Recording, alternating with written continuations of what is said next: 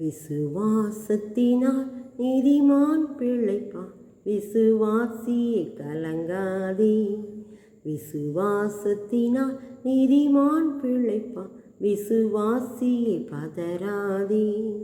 கலங்காதே திகையாதே விசுவாசியே, கல்வாரி நாயகன் கைவிடாரே.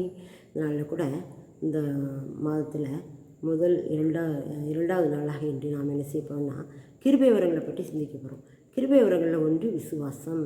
அந்த விசுவாசம், மாறாத விசுவாசம் நம்மை மாறாத கிருபைக்கு நேராய் வழிநடத்தி மாறாத காரியங்களையும் பெற்றுக்கொள்ள செய்யும். விசுவாசம் வந்த பின்பு நாம் நியாயப்பிரமாணத்துக்கு கீழ்ப்பட்டவர்கள் அல்ல அப்படின்னு சொல்லப்பட்டிருக்கு. அப்போது நாம் விசுவாசிக்கிறவர்களுக்கு எல்லாம் கூடும், விசுவாசிக்கிறவனுக்கு எல்லாம் கூடும், விசுவாசித்தவளே பாக்கியவதி என்று சொல்லி நம்ம நிறைய பார்க்குறோம். விசுவாசத்தை பற்றி வசனம். ஆபிரகாம் கூட விசுவாசித்தார். ஆதியாகமம் 15:6 கர்த்தர் சொல்வார், உனக்கு நான் திரளான அவன் சந்ததியை பெருக பண்ணுவேன் என்பார். அப்போ ஆபிரகாமுக்கு குழந்தையே கிடையாது. அப்போ ஆபிரகாம் என்ன செஞ்சால் அந்த நேரத்தில் அதை விசுவாசித்தான். கர்த்தர் அவனுக்கு அதை அவர் நீதியாக எண்ணினார் என்று சொல்லி பார்க்குறோம். அப்போ அவன் விசுவாசத்தினால அந்த கிருபையை பெற்றுக்கொண்டான். விசுவாசிகளின் தகப்பன் என்ற பெயரை பெற்றுக்கொண்டான். ஈசாக்கை பெற்றுக்கொண்டான். தனக்கு பின்னால் ஒரு பெரிய சந்ததியை பெற்றுக்கொண்டான்.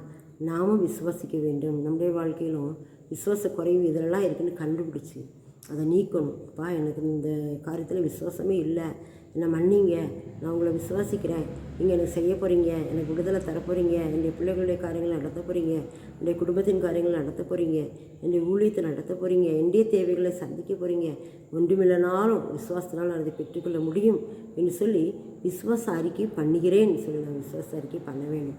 ஒவ்வொரு நாளும் இல்லைன்னு சொல்கிறத விட்டுட்டு ஆண்டவர்களை தந்து விட்டதுக்காய் விசுவாச அறிக்கை பண்ணுவோம். நிச்சயமாகவே அவர் தந்து நம்மை சந்தோஷப்படுத்துவார். ஆமென்.